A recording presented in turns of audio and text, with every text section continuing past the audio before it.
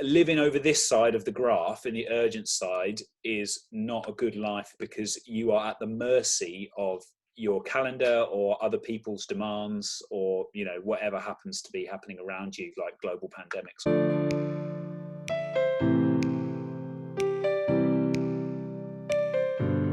So this idea that there is a necessity for people to actually pursue things outside of work, career, you've been putting off, you know. To one of my friends, and he was like, yeah, we should just do this every year. Yeah, I suppose it's a bit like the purge, isn't it? But yeah, the idea being that, I don't know, would life be better for everyone if there was like, we were given, you know, a set time each year that is, all right, this is your time for you. Well, I mean, maybe everyone would kill each other because they'd have nothing to do. I don't know. But I've been listening to a series on the biblical idea of Sabbath, and the principle is that every week and a few times every year, and then a few times every series of years on multiples of 7, basically, you will deliberately inconvenience yourself, be less productive, and just slow everything right down into the kind of immediate and local, and jettison like everything you were just describing. I was thinking of, you know, the important urgent graph. Have you seen that? No, I've not seen that. Oh, okay. Oh, well, in that case, I might be able to just like draw it for you on this whiteboard. Hey, for ages. Here we go. Can you see that? Oh yeah. Here we go. You've been doing this before. So you got your graph. Oh, how do I do that?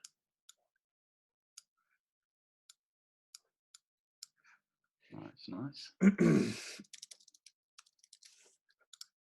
So things that are important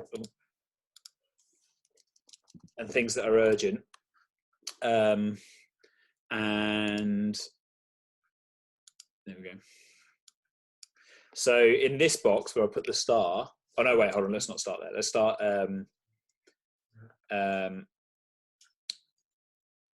down here. So things that are urgent but not important, like emails or phone calls, they feel like, okay, yeah, deal with it right now because it's just something that's in my face, or basically anything on your phone that has a red circle and a number on it.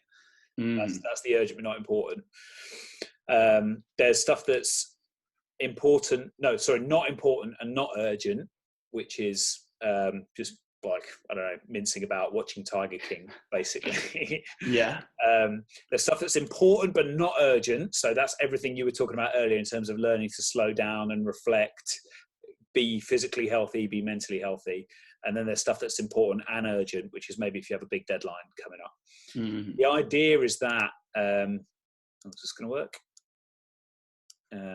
Doesn't mean the little laser pointer thing there. Can you see that? Yeah.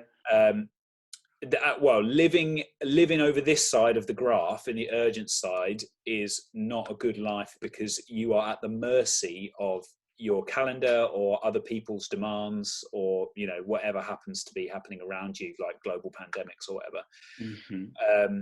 Where you want to live is in the important but not urgent. So you manage your time well enough that you're able to focus on things that help you be more productive and efficient and live a happier, healthier life in the long term.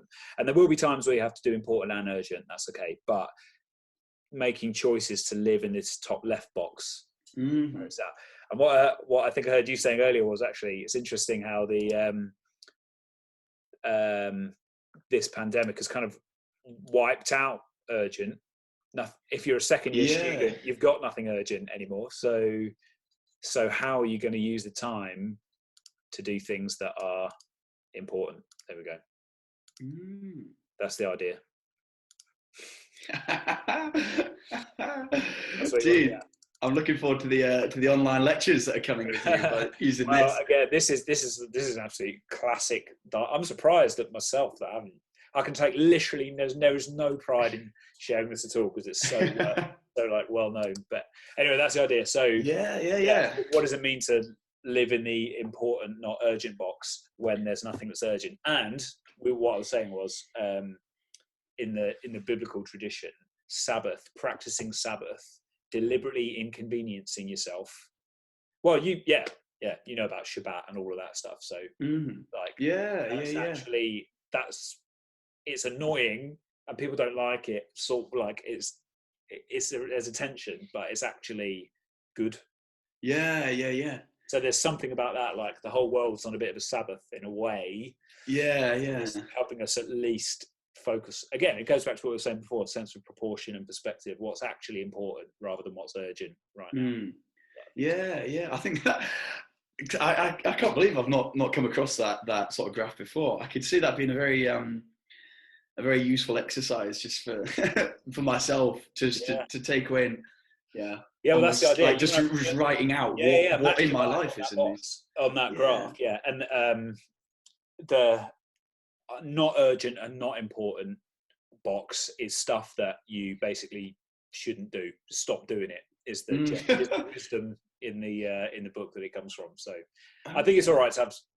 Well, it's all right to have some stuff in there, but for me, it's about if I'm resting and doing stuff that's not urgent and not important, then do that properly. Don't half work. Don't have emails on the go while I'm watching something. Don't be working, but also have something else on in the background. Like, do be intentional about how I'm using my time. Yeah.